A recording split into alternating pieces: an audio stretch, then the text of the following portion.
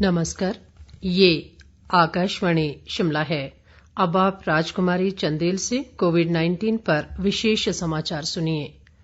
Covid मरीजों की संख्या फिर से बढ़ रही है, इसलिए श्रोताओं से अपील है कि कोई भी कोताही न बरतें, सुरक्षित रहें और 3 आसान उपायों का पालन करें।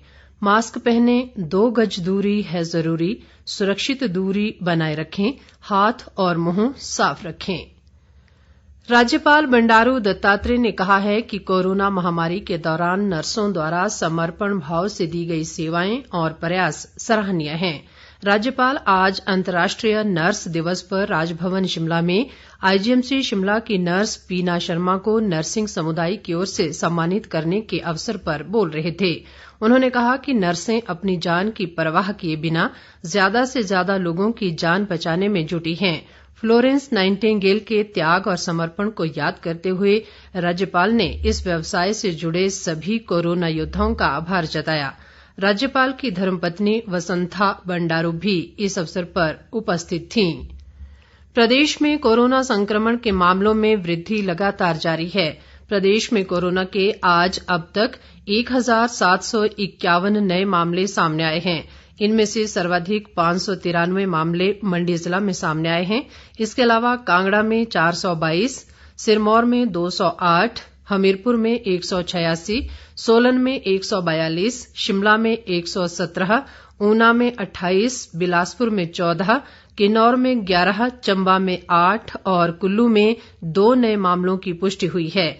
इसी के साथ राज्य में कोरोना मामले पॉजिटिव मामलों की संख्या बढ़कर 1,42,510 हो गई है।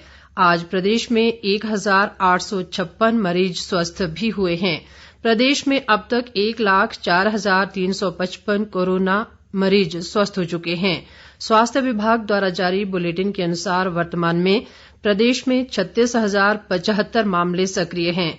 राज्य में आज अभी तक 50 लोगों की कोरोना से मौत हो गई। इनमें से कांगड़ा में 13, हमीरपुर में 12, शिमला और सोलन में 6, सिरमौर में 5, ऊना में 4, मंडी में 3 और कुल्लू में 1 कोरोना मरीज की मौत हुई है।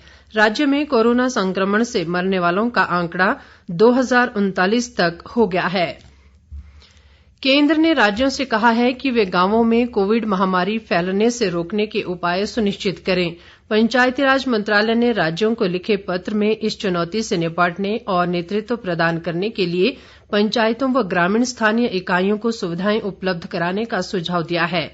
मंत्रालय ने कोरोना संक्रमण की प्रकृति और उससे निपटने के बारे में ग्रामीण समुदायों को जागरूक बनाने के लिए अभियान चलाने की सलाह दी है।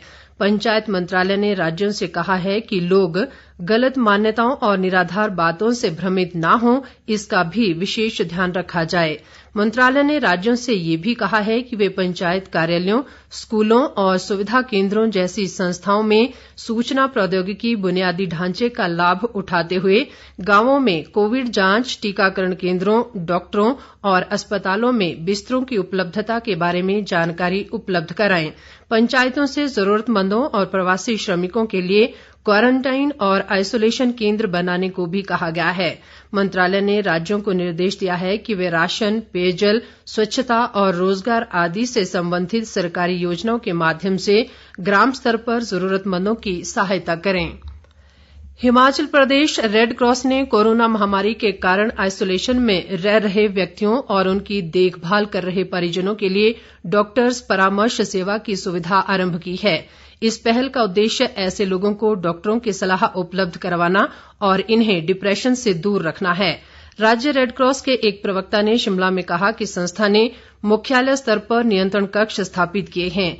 यहां सुबह 9 बजे से सायं 5 बजे तक रेडक्रॉस स्टाफ और स्वयंसेवक तैनात रहेंगे। होम आइसोलेशन में रह रहा कोई भी व्यक्ति दूरभाष नंबर 0177 2621 868 और 0177 262 9969 पर संपर्क कर सकता है। इसके अलावा मोबाइल नंबर 9459977733 पर भी संपर्क साधा जा सकता है। इसके साथ ही ये समाचार बुलेटिन समाप्त हुआ। नमस्कार।